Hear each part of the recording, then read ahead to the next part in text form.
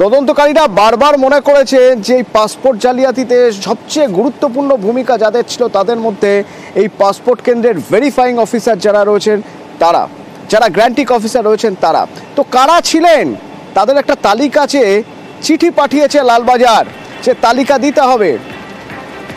আমার সঙ্গে অমিত রয়েছে ফোনে। অমিত, এই তো প্রথমবার নয়, এর আগেও দেখা গেছে বারবার লালবাজার থেকে এই একই মর্মে চিঠি গিয়েছে, অর্থাৎ তালিকা দিন গ্র্যান্টিং অফিসার কারা ছিল, ভেরিফিকেশন অফিসার কারা ছিল।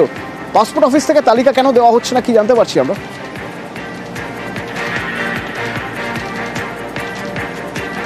যোগাযোগ করবো অমিতের সঙ্গে, কেন পাসপোর্টের অফিস থেকে রিজিওনাল পাসপোর্ট অফিস থেকে তালিকা দেওয়া হচ্ছে না সে প্রশ্ন তোলা থাকছে। কারণ এই নিয়ে পরপর তিনবার কলকাতা পুলিশ চিঠি দিয়েছে। Amit, passport office, regional passport office কেন সেই তালিকা দিচ্ছে না যে কারা গ্র্যান্টিং অফিসার ছিলেন, কারা ভেরিফাইং অফিসার ছিলেন?